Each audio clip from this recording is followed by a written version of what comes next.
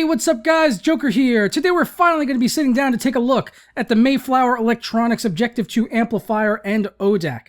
Now, I first heard about this unit a little over a year ago when I saw it being featured over on Tech Syndicate, where Tyler from Mayflower Electronics sat down with Logan and had a chance to discuss headphones, amplifiers, DACs, and I learned a lot from watching those videos that they did together, and it's really what got me started on my sort of audiophile adventure. Even though I really don't like using that word audiophile, I don't consider myself to be an audiophile, but from there I really decided that I wanted to focus on upgrading my audio considerably, because I'd already spent a lot of money upgrading video cards and monitors to get the best visual experience that I possibly could, but I didn't spend as much as I felt I should on getting the best audio experience. So in that time since then, I have been upgrading my audio setup. I've tested the Sound Blaster E5 from Creative. I've tested the FIO E10K to try to find a good DAC amp solution out there. But the Mayflower O2 DAC amp has always been at the back of my mind as something that I wanted to really get hands on with, or ears on with, however you want to look at it, and test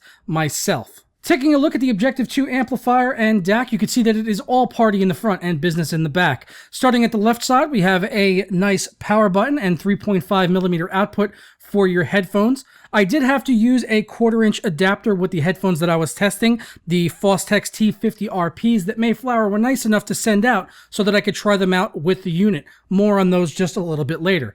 Next to that, we've got your red LED power indicator, followed by a large volume knob. Then a gain switch, so if you do have higher impedance headphones, you can go ahead and hit that and kick those bad boys into overdrive. Finally, a 3.5mm input rounds up the front of the interface.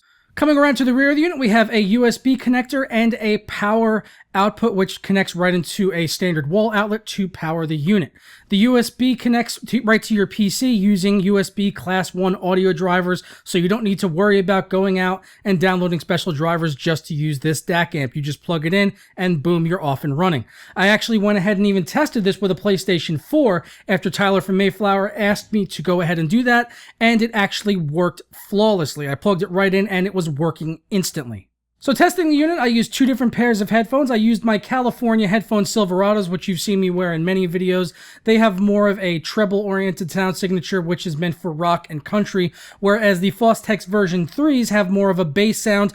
These are a modded pair of Fostex T50RPs by Mayflower. It's their version 3s. So they've got a nice cushy headband, which is super, super comfy, and some nice big plush ear cups. They also do some work on the internals around the orthodynamic drivers to give it that more bass heavy sound signature. Now, it was really important for me to be able to test these two different pairs of headphones, as they did have their own specific sound signatures, with the Fostex being heavier on the bass. I found this to be important because there wasn't really a whole lot of coloration at all, or actually there was none being done at all on the side of the DAC amp from Mayflower. That's really what you want in a good DAC amp, is you just want to get a completely neutral sound coming out of the DAC amp, so that the audio that you're going to be hearing is only going to be altered or colored by the headphones that you're wearing. So if you wanted to get a pair of headphones that were more bass heavy or more treble heavy, then you could do that, and that's the only thing that's going to alter the way that your audio is sounding.